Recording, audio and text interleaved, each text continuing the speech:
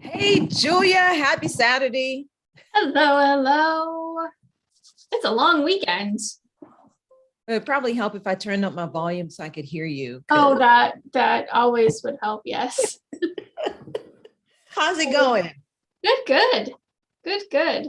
You look lovely. I feel like I didn't get, fancy enough now. Oh, don't. I want to look elegant with, like necklaces and Necklaces and stuff. I haven't worn necklaces since my oldest was a few months old where she could start grabbing at my jewelry. Yeah. I haven't worn necklaces since then. Yeah, every once in a while I pull out a necklace. It doesn't happen often, but today was a day. So here we are. You look lovely. I love it. Now I'm inspired. I'm going to have to get some jewelry because I don't think I even own any necklaces anymore. Hey, everybody. Welcome to Divergent Directions. You're here with Michelle Berard of Urban Book Editor, Julia Black of Blacksmith Writing. And we are here talking, this week.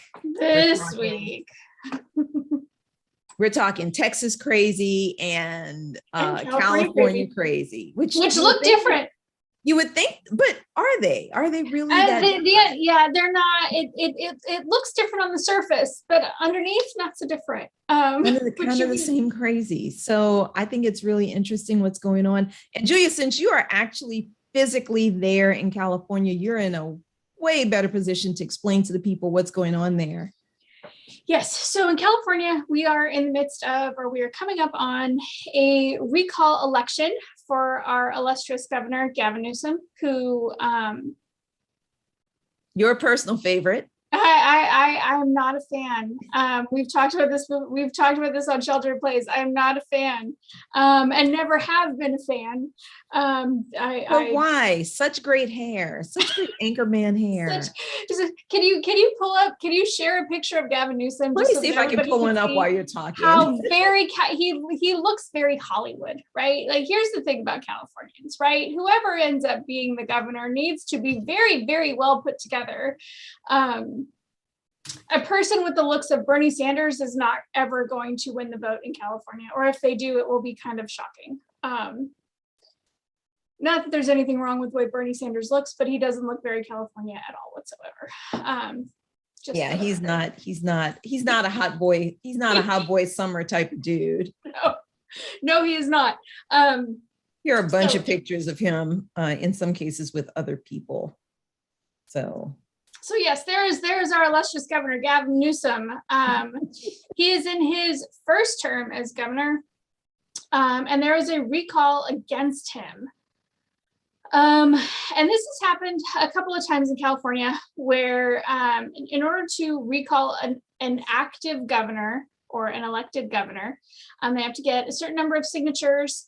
Once those signatures are validated, then a recall election occurs. There are two questions on this particular ballot. The recall election this year is on September 14th.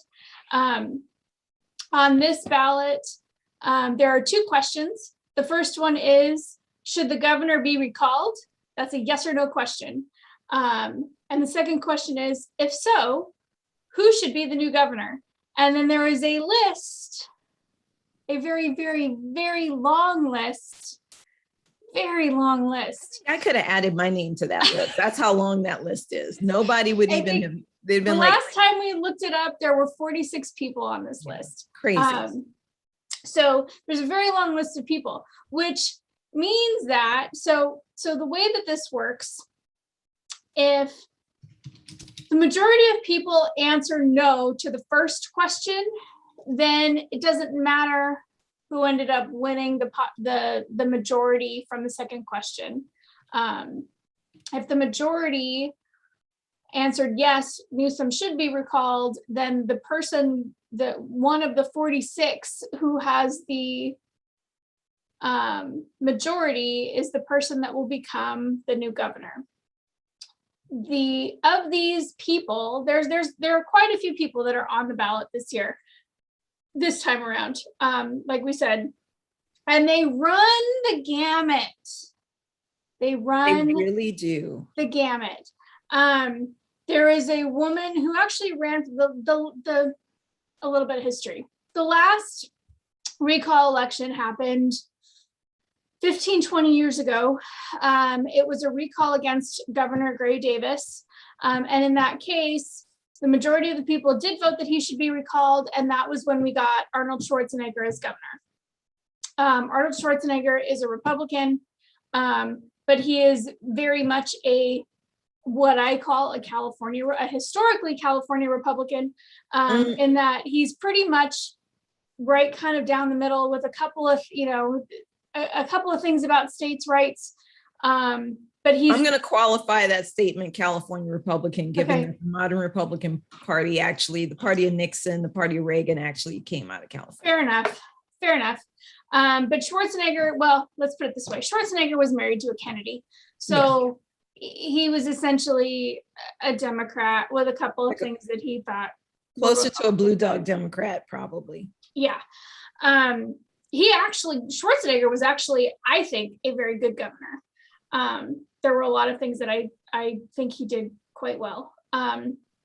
This time around, so to give you an idea of some of the people that are running, we have Caitlyn Jenner is running. She mentioned once the recall was finalized, she immediately threw her hat into the ring. So Caitlyn Jenner is running. There is a woman who is a billboard model that is running. There are people who are running that literally, when you read their statement, it said, "Why not?" Hey man, and why not? And why not? Why not? Why not? So the majority of the people that are running are Republicans. There are a few Democrats that are running. There are a few people that are running that have no party affiliation. There are a few people running that are libertarian. But this has the potential to be concerning. There are some people whose politics really concern me. And they're the people that are the front runners, right? So Caitlyn Jenner's politics, I'm not a fan of. Larry Elder, he's a talk show, he's a conservative talk show host. And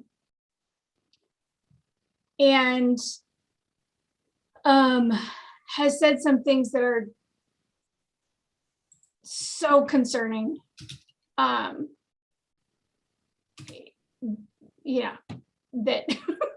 he was in one of the photos with Newsom just a second ago, but I will put him up here. So Larry Elder seems to be the front runner. He believes and has said that he thinks minimum wage should be $0. Which, for those of you who aren't counting, when you work for $0, that means that you're enslaved, but that's just a technical thing. That's just a technicality. If you don't have, if you're not qualified, why should you be paid for the work that you're doing? So the two Republicans that seem to be doing the best are Larry Elder and Caitlyn Jenner.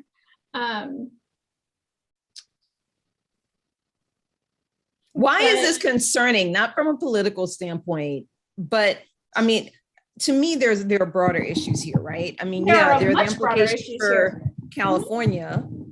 California could end up having a QAnon psycho. And there are quite a few of those among the Republicans that are running. Yes. And because it's just whoever gets the most votes, it's not even like you have to get 50% or anything like that. Whoever gets the most votes of those people, if you put Donald Duck on there, theoretically, Donald Duck would be so popular, he'd get all the votes. And you'd have a Disney character as governor of California, theoretically.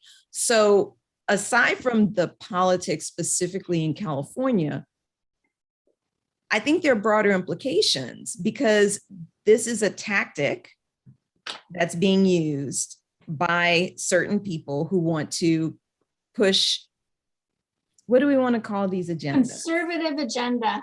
Well, that's so nice. That's a nice Isn't way it to put it. though? I don't think that's a true conservative agenda, which is I push back against people saying that only because I don't think that's what a true conservative agenda is. I think a true conservative agenda tends to be much more humane, but I'm not saying that. I call it a radical Republican or a rabid Republican agenda. That's the way I think of it, because true conservatives don't tend to be heartless, because they are people of ethics and morals. In this, conservatives, in this case, I would say you're right. I don't necessarily think that was the case in the recall when Schwarzenegger was voted in, and the reason why I think that is because one of the other people that ran in that race was the current lieutenant governor. Was Gray Davis's lieutenant governor also ran for governor during, so there were, I don't necessarily remember what they were, but there were very clear indications that there was something going on in Sacramento that was not okay. So even, there were enough people of his own party that didn't want him in, that it was like, okay, we need to talk about this. That's not necessarily the case with Newsom this time around. And I think you're right. The people that have started this recall, and the people that are pushing the recall are rabid Republicans. They're Trumpist Republicans, and they want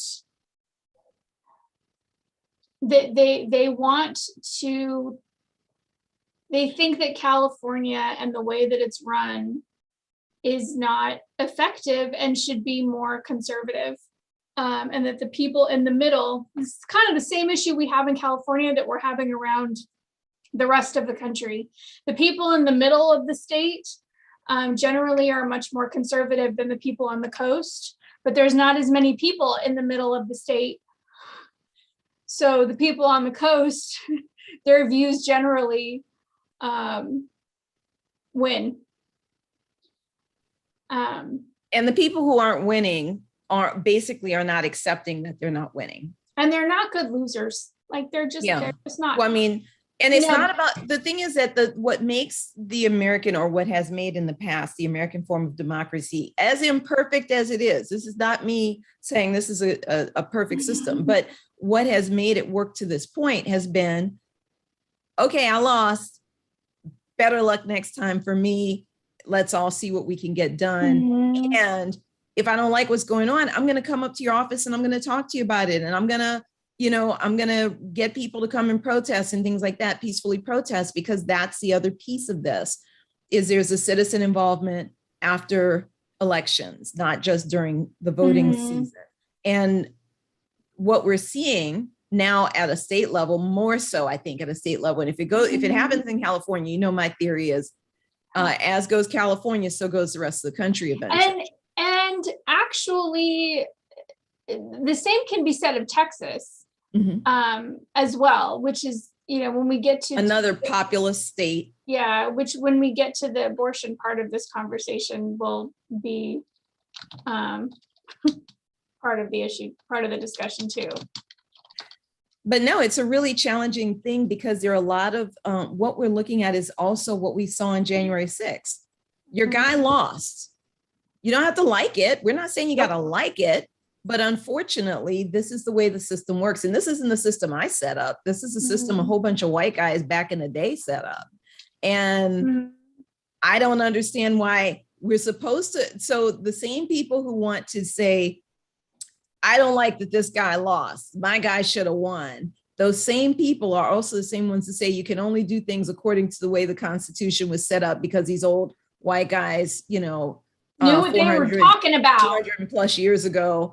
Yeah, they knew what they were doing. So you want to be an originalist when it comes to certain things, but then later you want to say, oh, but this didn't work out the way I wanted it to, so let's overturn. So let's overturn it, and let's find another. I mean, let's find another argument in the Constitution to back up what I have to say. Or not even an argument in the Constitution. Let's just pick up guns and fix it in the cases of these people. But I want to go back to the consent of the governed, right? So in the Declaration of Independence, right, which is the the letter that was sent to King George that said, hey, we don't care, we're no longer part of England. It says, to secure these rights, governments are instituted among men, deriving their just powers from the consent of the governed. The only reason why America has, or not the only reason, but one of the reasons why America has lasted as long as it has is because for quite a while, this consent of the governed has been in place, and people have always or often thought, okay, yeah, my guy didn't win, but part of me being an American or being part of this country means that I need to accept that the person that I liked didn't win, and that the person that's currently in office is going to do what they think is best for the country. And so theoretically that carries down to the states. Yes. I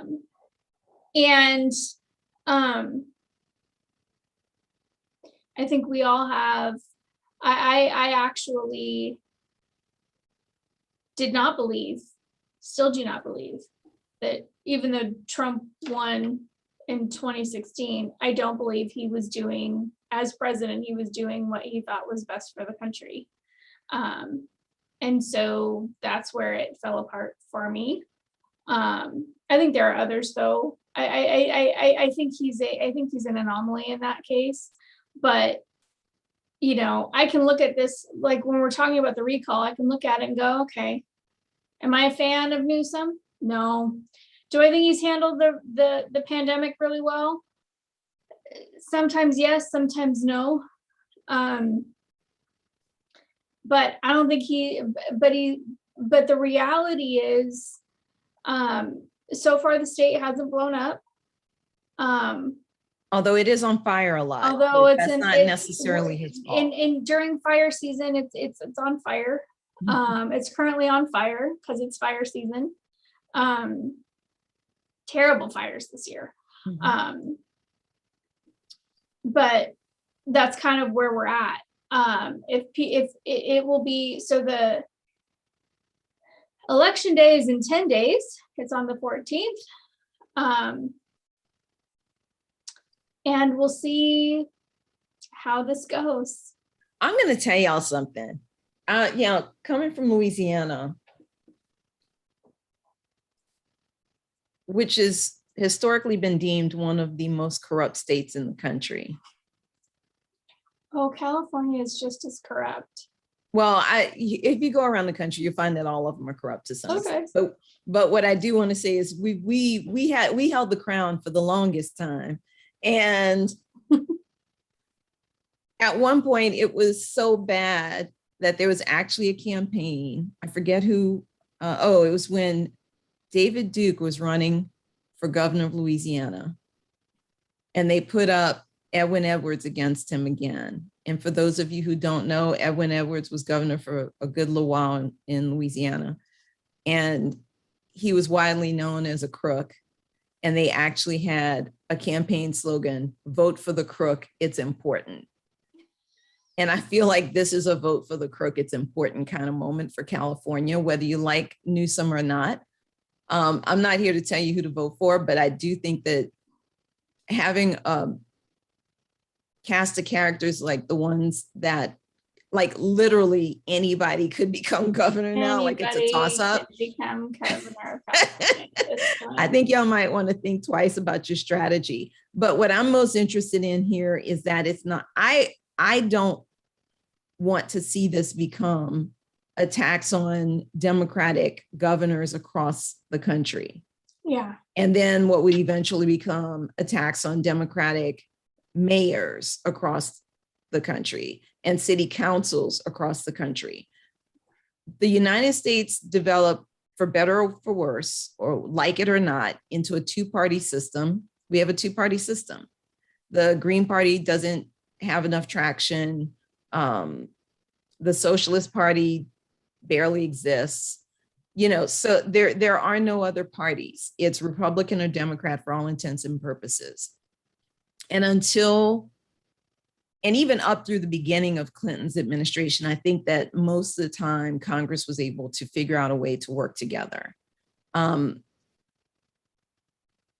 My personal opinion, Bush v. Gore was actually the kickoff of, I don't get me wrong, I much prefer Gore over Bush, but watching this, especially, and at the time I was out of the country, so I was watching it from another country. And watching the US politics from another country is fascinating. I highly encourage you to do it. If you're not in the US, that is. Yeah, if you're not in the US, but you, well, I mean, at least you can still look at, other people's, you can still look at international news and see how this isn't the 1990s. We actually have internet on our phones. We do. But I say this to say that that was the beginning of the breakdown. And that was a Democrat starting it. Whether you think it was legit or not, whether you think it was right or not, the hang Chad business or whatever else, it ushered in an era, I think, of not accepting the peaceful transfer of power.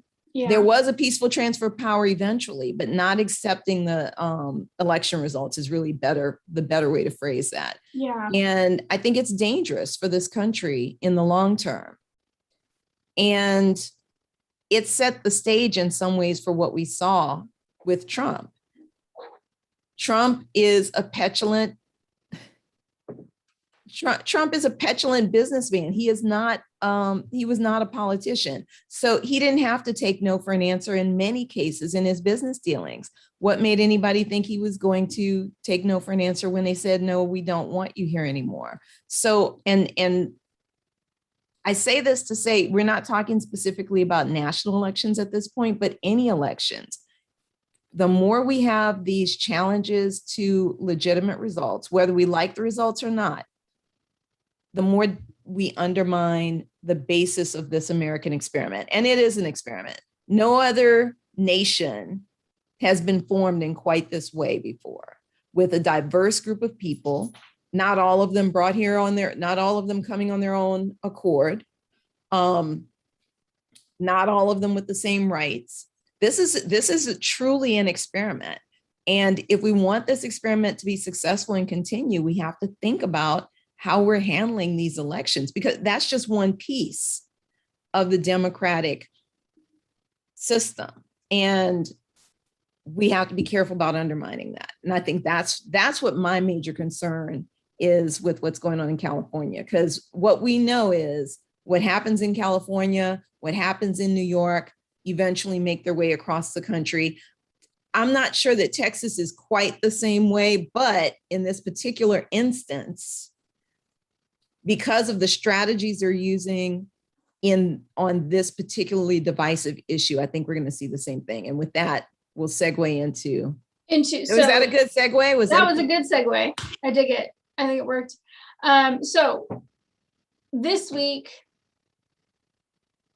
a Texas law that was passed, I don't know when it was passed, but September 1st was when the law went into effect. And essentially what it did is it banned abortions after 6 weeks. And there are caveats to this law. There are stipulations in this law that make it more concerning than stipulations in other states. There are similar laws that have passed in other states that ban abortions after 6 weeks. The so-called heartbeat bills. You guys have probably heard them. Yeah, so essentially it's a heartbeat bill. So what that means is anytime, if you can detect a heartbeat after 6 weeks, 6 weeks is generally when you can detect a heartbeat. And it's also before most women know they're pregnant. Yes. And I'm not sure we want to get into the specifics of abortion and like. Well, no, just to explain why 6 weeks is critical. Most women at that point don't even know that they're pregnant. So federal law allows for abortion. States are then trying to, have been for years now, probably actually since Roe versus Wade passed, but it seems to be getting more and more traction among conservative states the last few years. The heartbeat bills that have passed in other states are caught up in the courts, mainly because in those cases, it is up to a state officer, someone that works for the government, to make a case against somebody who has had an abortion after that point, or against an a abortion doctor, provider. the abortion provider, right? So, and because of the federal law and because of long precedent, that can't be done. And that's why they're locked up in court. What the Texas law did, the Texas law removed state officers from prosecuting altogether. What it did is it gave the right of people to turn against their neighbor and it gave the right of private citizens to build a case against, that's not the word. They basically deputized the citizens of Texas to go against other people that they say that they suspect have performed an abortion after 6 weeks, or the woman who's received an abortion. Oh, not only that, or anybody who has aided or abetted in it, which means that your friend that drove them, the friend that drove the woman there. Theoretically, if she got the bus driver and anybody on the bus. The person that paid for it, if it was someone different, all of these people can then have charges brought against them. And the private citizen who files the charges is granted $10,000. They can get $10,000 from the state to file these charges. And what Texas was hoping to do, and they're super clear about it, they were hoping that pro-life groups would then take this on so that they could start filing charges against people, so that it would essentially put the rest of the state on lockdown, so that most women wouldn't do it anymore. And most doctors and most providers wouldn't provide abortions anymore. There is still some question about whether or not a person from Texas who gets an abortion out of state and then comes back to Texas, if charges can be filed against them. That question has been raised a couple of times, but I don't think anybody knows one way or the other.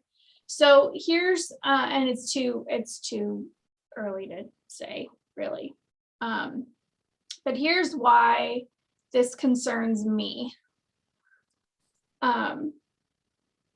It concerns me because it is encouraging people to turn against their neighbor and turn them in. And not only encourages them to do so, will pay them to do so. I actually think it was Supreme Court Justice Sotomayor, yes, in her dissent, essentially said that it turns every Texas citizen into a bounty hunter. Yep. Which is true. And her dissent is scathing and brilliant, and I highly suggest you read it. But that's what concerns me the most, is that if we start here and we start paying citizens to turn in their neighbors and turn in their friends for this issue that we already know separates people widely, what's to say this isn't going to be done for other things later on? And I could very easily turn it on something that most conservatives are against in the vaccine. So we could just say, okay, let's say that there's a state law that says that everyone in the state, that it's possible to mandate that anyone who's eligible gets a vaccine. And if they don't get a vaccine for COVID, then we can have all citizens turn in their neighbors and get a reward for those that aren't vaccinated. If we were to turn that against conservatives, most of them would be incensed, really upset. They'd be getting their guns. It would be chaos and mayhem, even more so than it is now. And yet here we are in Texas, doing it against something that most liberal people, actually people that are even, there's a lot of people that are even moderate, that that agree with abortion on some level. There are even really conservative. I read something, the Southern Baptist Convention in the 60s agreed with Roe versus Wade. In cases, well, they don't agree with abortion. They agree with the woman's right to choose and work with her doctor on what's best for her. I want to see, I think this is where we get into some issues, is because people use that word abortion when it's really somebody making a decision for themselves. And that's something we need to just keep in mind. True. That's really what Roe v. Wade said. It didn't say, oh, you can get an abortion. It said, you have the right to make a decision. And because the decision was about abortion, that's why abortion is legal. Mm-hmm. So what are the things that concern you most about the Texas law? Well, I have a lot of things that concern me about it. First of all, I would not want a bunch of Texans running a weird bounty program like this. I think Texas is its own special snowflake already. And God bless the great state of Texas. I think they would be highly offended that you called them snowflakes. They might, but definitely it's a snowflake kind of situation. It is a snowflake kind of situation. I would agree with that. And particularly because of this, of my exact example that I just gave. Yeah, well, not just that, but Texas has all kinds of other issues that they have, everything from their textbooks calling enslaved Africans, migrant workers to their stance on the Rona vaccines, to their own power grid that is gouging their customers and not giving them heat during the snowstorm, and charging them $10,000, $12,000 for 1 month of heat. Yeah. I mean, just insanity. I mean, and every time somebody says to me, maybe you should think about Austin, I'm like, isn't that in Texas? Don't get me wrong. I love Texans. They are the nicest people. You go down there, nice people, but your politics is weird, y'all. No, it's true. And actually, it's not just Austin. The whole state is weird. Well, and Austin, to defend Austin a little bit, Austin is a tiny little liberal pocket in a very conservative state. But I have very liberal friends that moved to Texas and they say, no, it's Austin, it's fine. I'm like, no, really, it's not. You're in Texas. When things go sideways, it's still in Texas. That's all I'm saying. You're still in Texas. Yeah. But I have a lot of concerns. One of them, my biggest concern, and I've said this for many years, anybody who knows me knows that I've said this for many years, that I believe that the anti-choice movement is largely a white male movement that has co-opted white women, co-opted Christianity, and then gone and co-opted the Black church. That is my perspective. I've had this perspective for a while because I've watched it. I remember when these people showed up in New Orleans talking about if New Orleans didn't end abortion immediately, God was going to strike the city with a terrible hurricane and things of that nature, just terrorizing people. They're terrible bullies. They're horrible people, in my opinion. They can't, I have no problem with people having heartfelt belief. But when you try to terrorize other people, I think that's where things go certainly outside of their so-called Christian values.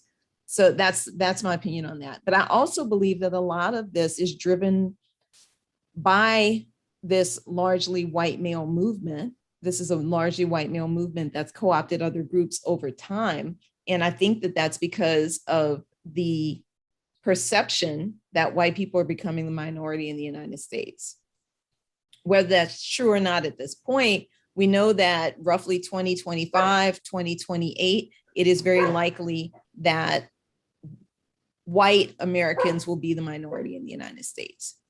And when I look at the abortion numbers, now this is a map, this is actually from 2018, but I'm looking at a chart, and I'll go ahead and share this so that you guys can see it.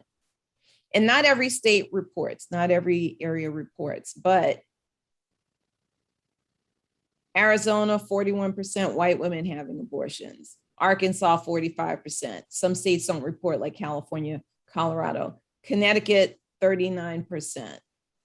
Most of the states,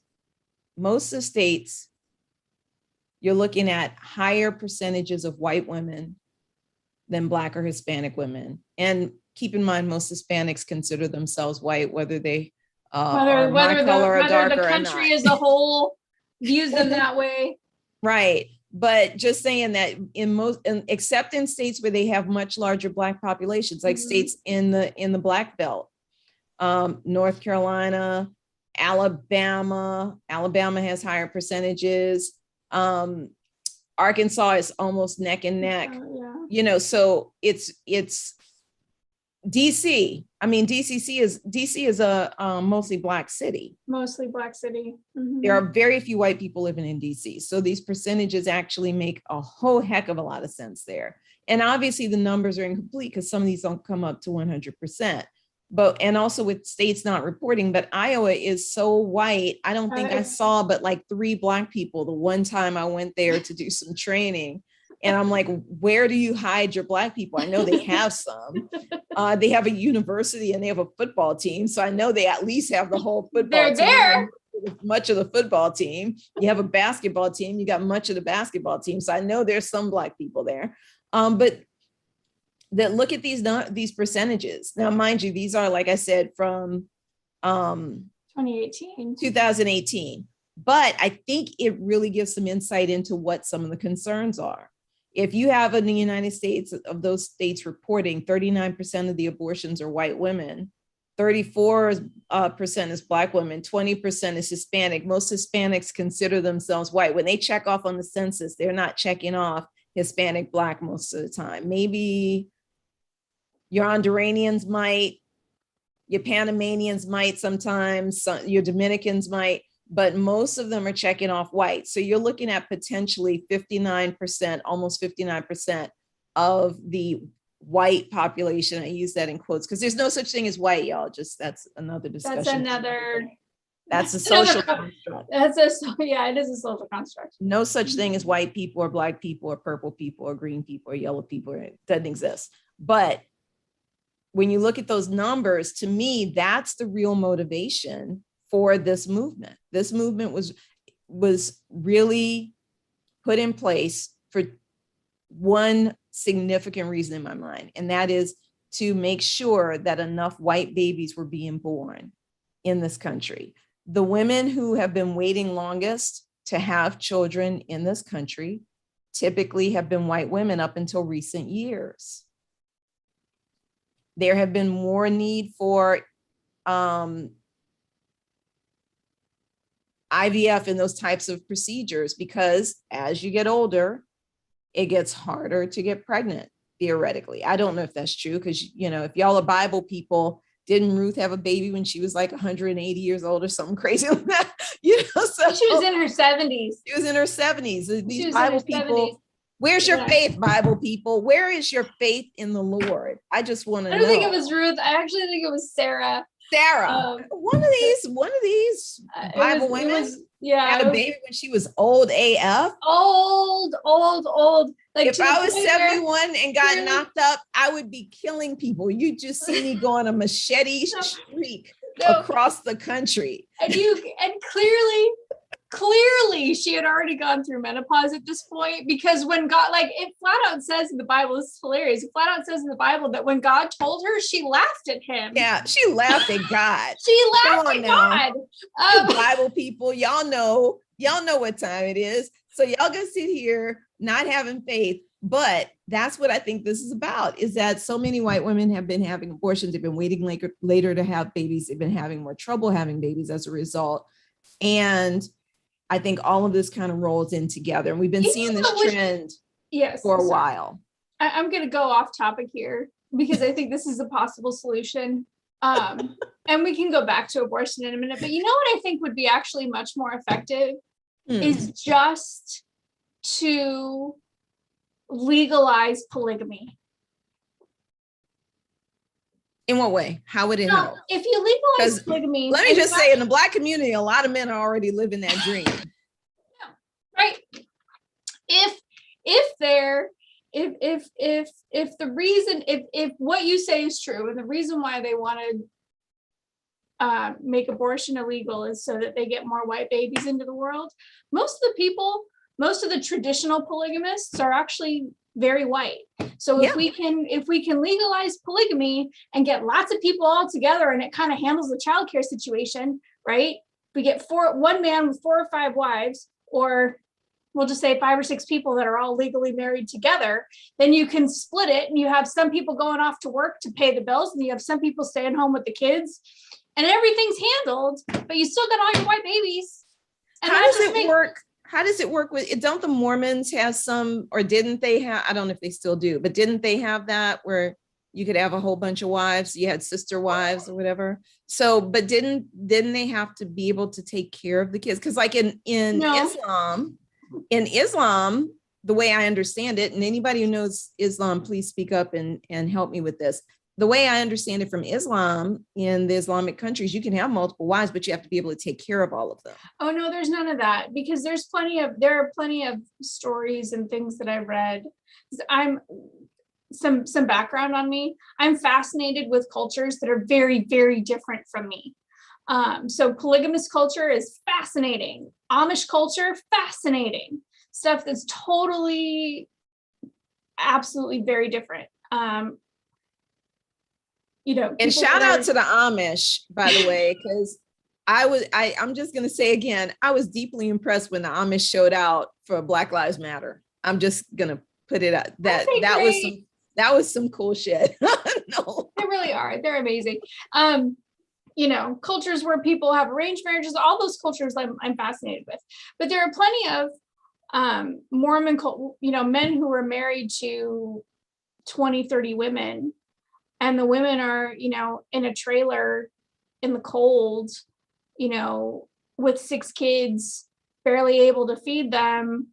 And he comes by like once every few months, gives them some money, and then, says, See, I think that's so disturbing, because at the same time in the United States, we've got this concept that like Black men don't take care of their kids. And the research has actually shown that Black men are more involved in their children's lives than most white men. Well, I think it's fascinating. And it's stereotypical. I mean, don't get me wrong.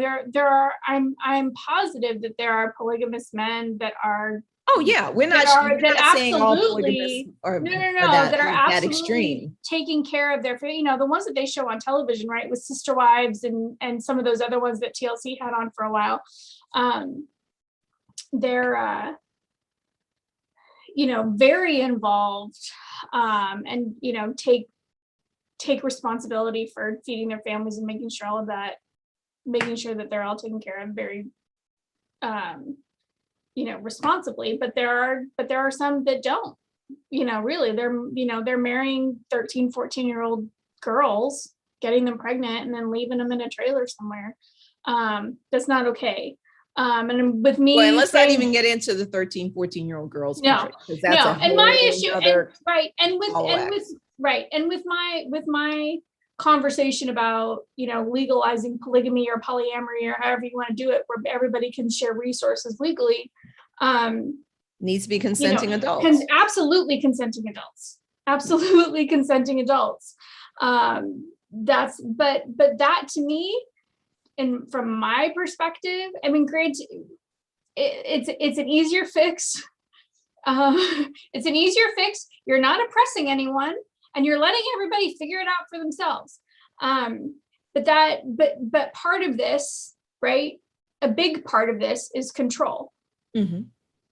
A massive part of this is control, because the same men that are concerned about, the minority becoming the majority are the same people that think that men should be in charge of everything and women should be submissive, and the country's gone to hell because women went into the workforce, and I can't get my wife to shut up and stop sharing her opinions and all of that stuff as well. So, well, the big concern about this, I think, is in this case, because this tactic, which is part of a larger strategy of overturning Roe v. Wade, or rather, I think that it's not actually trying to overturn Roe v. Wade, because the belief is that would be hard to do, because we now have 50 years of precedent. That was 1970 something. 70s. I want to say 72 or something like that. So we've got about 50 years of precedent that says, nope, this is legal. You got to leave it alone. So the likelihood of a court being able to find a legal justification for overturning it gets harder and harder as the years go by. So this is actually a tactic that's being used as part of a strategy to circumvent Roe v. Wade at this point, or to undermine it. So what's happening is the abortion is still legal at the national level, but in that state, after a certain period of time, you're subject to bounty, which makes it effectively illegal. But it's not illegal in a way, because the state's not saying that they're making it. Nope. That they're going to enforce this law. So and they're even clear that the reason why they wrote it this way is so that they don't have to enforce it, because they can't enforce it because of legal precedent for the last 45 years, 45, 50 years. So that's why I say, I think that's the biggest danger here. The biggest danger is that this is successful in Texas. The next thing you know, Louisiana does it, Mississippi does it. I want California to do it against something that's going to piss all the conservatives off. If this becomes precedent, that's the way I want to. Well, I don't know. If you get one of those Republican nutcakes that you got on that ballot as governor, they're going to probably start making everybody start drinking bleach or something so that they can kill the Rona. The horse parasite medicine. Yeah, what's inside Invectin or whatever. I forget it's the paste. Because rational people don't take horse medicine. Horse parasite medicine. It's to kill worms, y'all. It's to kill worms. This is a virus. This is the virus. Microscopic. Worms, not so much. You can see those suckers. They're like, visible to the naked eye. Two totally different kinds of things you're trying to kill. They require different tactics, different strategies, different medications. And meanwhile, everybody I know that's got horses and goats who needs that medicine to keep their stock safe can't get it. It's like what happened with whatever the toilet paper. Toilet paper. No, but the malaria and lupus medicine that right? Like everybody I knew that had lupus, it was like, oh, here, they're calling their doctors for refills, so we can't get it. I can give you 4 pills. And it's a daily pill. Yeah. They're endangering other people's lives with their insanity. Mm-hmm. And let's also lay this on the table for anybody who's saying, but Michelle, Julia, human beings can take this medication. Yes, there is a version of it for human beings. Is to treat ringworm. It's a topical. Mm-hmm. So there is a human dosage. The dosages that you're getting at the feed store or whatever for the horses and pigs and goats whatnot, and that is probably 1,000 times what your dosage would be as a human being. Well, yeah, wasn't there poison control? There was a huge uptick in people calling poison control. Yeah, because y'all, I'm just gonna say it. Please go back to school. Please go to college and get some critical thinking skills under your belt. Research methods. I Take a research methods class. I need y'all to really, I mean, this is me being an elitist biatch. Y'all need to go on back to school. Y'all need to go on back to school with this foolishness. And I need grown folks who were not washing their hands pre-pandemic to going back to school. That's what I need y'all to do. I need y'all to go back to school. Go back to school. Always be learning. That's what you need to be doing. Because this is ridiculous. Mm-hmm. This is insanity. And listen, to tie it all back into what's going on with Republican conservatives and Republicans right now that's going on. And I want to qualify that. This is not real conservatives. I have to stress this. Traditional conservatives are not lunatics. This is true. I will not, and I have to be fair to these people. Traditional conservatives are not insane lunatics. I'm not saying there's not one insane lunatic Republican. I'm saying as a group, traditional conservative Republicans are not insane. They disagree with you, but you can have discourse with them. Mm-hmm. They will find ways to come together for the good of the country. That is a different animal than what we are dealing with now, which is the result, in my opinion, and I've said it before, I'll say it again, rabid Republicans, those young Republicans from the 80s and 90s who became Tea Partiers and infiltrated and took over the Republican Party. And real Republicans should be ashamed of themselves for not fighting back against that. Mm-hmm. Take your party back, people. And back to tying all of this in.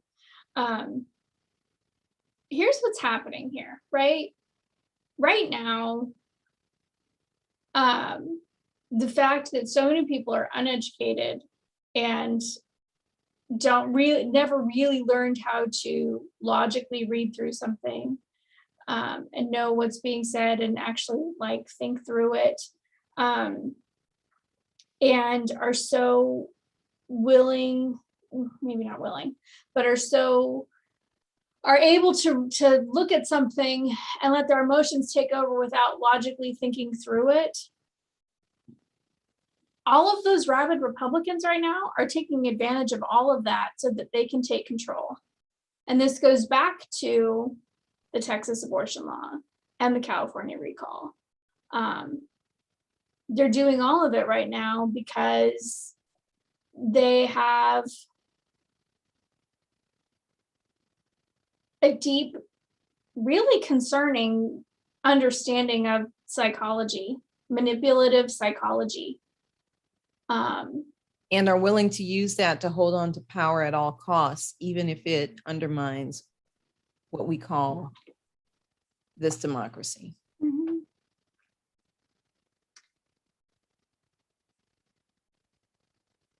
Is that let's move this to the spiritual, which is what we typically do. Is that where the spiritual aspects come in? I do think it is. I think it comes in as I think it's fear. I don't believe that making decisions from a place of fear is ever a good thing. I've never seen where that's a good place to operate from. I believe that a lot of these people really fear the day that white Americans are not the majority. I think it's like the blue-eyed, brown-eyed experiment. The blue-eyed kids went first. They treated the brown-eyed kids like crap. Then when the teacher changed it to be the brown-eyed kids are superior and got all the privileges, the blue-eyed kids were terrified that they were going to be treated the same way. But the brown-eyed kids didn't do that because they had empathy. And this goes back to the importance this goes back to the importance of empathy and kindness, I think, right? Is that what's happening right now, both on the surface and underneath energetically, there's a lot of battles and tug of wars going on right now. And I've had a really hard time like stepping back and kind of staying out of it, or even just getting to the point where I understand what's happening, so I know how to deal with it.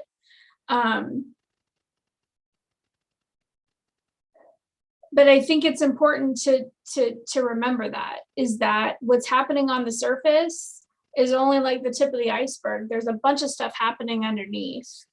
And subconsciously, I think on some level, I hope on some level, all of the white men in power have a deep understanding that their time is up. And they're going to have to start accepting everything as being equal, or the new way that the world is kind of shifting, and they don't like it, so they're reacting. And they're reacting like you do in a battle. They're not fighting fair. And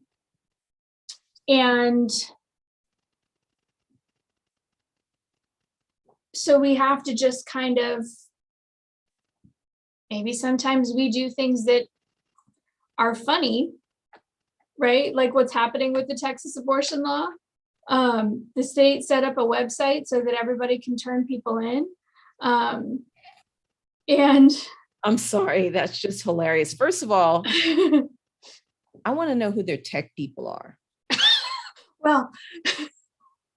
Well, we can get to that in a minute, because what's happened since then, right? The second this went into effect, everyone on TikTok said, here's how you can start making bogus, turn in bogus people, so that you're not actually hurting anyone, but they have to investigate it. And then even somebody set up an app, some kind of a thing that you can download, so it'll fill in everything randomly. Right. And then there were plenty of people that just didn't care. And so they just started submitting Shrek memes.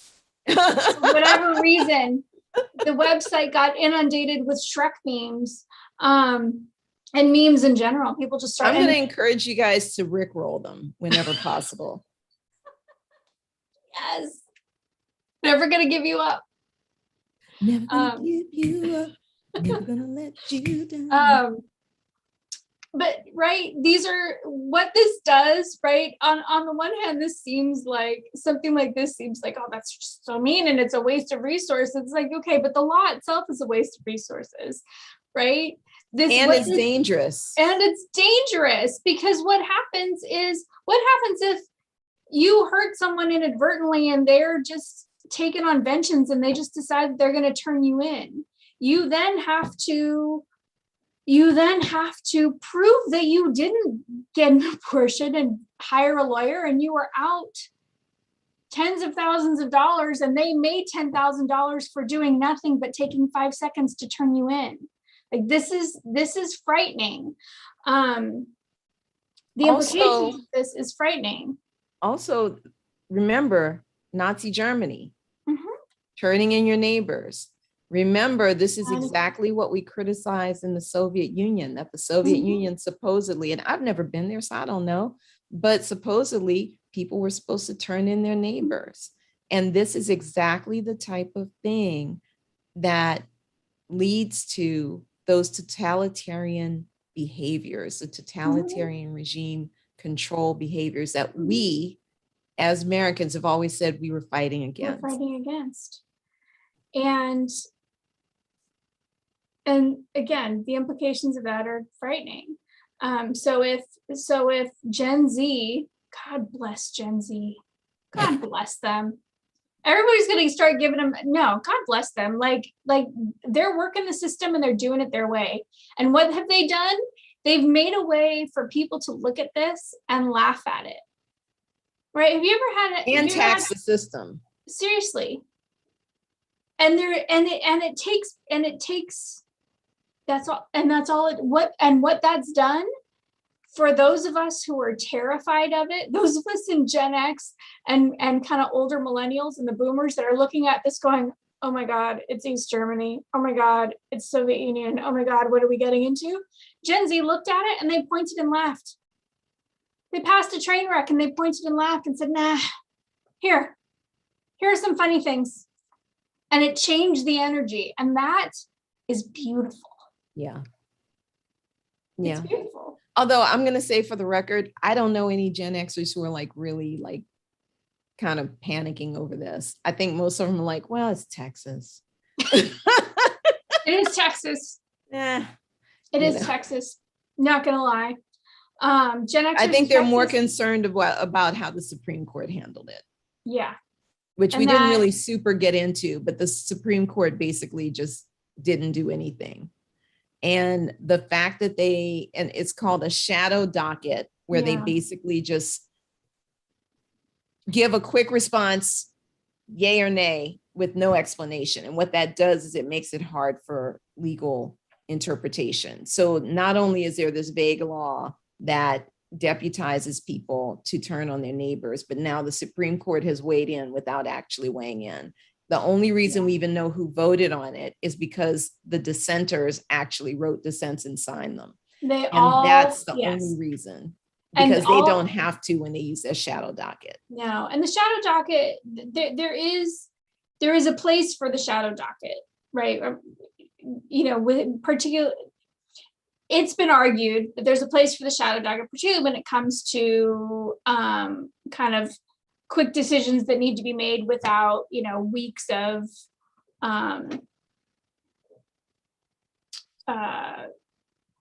arguments, right? So the one that they gave me was like death penalty stuff, when someone comes up and all of the death penalty appeals failed, and you take a last ditch effort, it goes to the Supreme Court and it goes on the shadow docket, and they make their decision at that point, or they can. And ironically, you would think that somebody's life would warrant arguments. That's why I say, I think it's very convenient, the cases that they use this shadow docket. There's been, but this one is concerning. But the dissenting opinions, like I said, Justice Sotomayor's dissenting opinion is brilliant, and the other ones are too. So if you can, that's who we know who voted for him, but we can guess who voted for them. We know enough about the justices to know who voted for and voted against, I think. Well, on top of this, I just want to mention about Justice Sotomayor. She's really brilliant. And if you haven't had a chance to read her autobiography, please do. It's well worth the read. All right. On that note, I think we should sign off now. Okay. It's a good Saturday discussion. Julia, as always, fun stuff. I know y'all probably get tired of me fussing at y'all though. I fussed all through shelter in place. Now I'm fussing here. Y'all need to stop. Y'all need to stop misbehaving. That's why. Stop misbehaving. Oh. And then I won't have to fuss like your Black mama. All right, y'all. Yeah. We will see y'all in what, 2 weeks? 2 weeks. That is Saturday, September 18th. And on September 18th, we'll have music. We will have music. And it will be at 9 a.m. Pacific. That's noon Eastern. And we will see you all. Post to Podbean. And we'll post to Podbean later. Yes, we will. All right.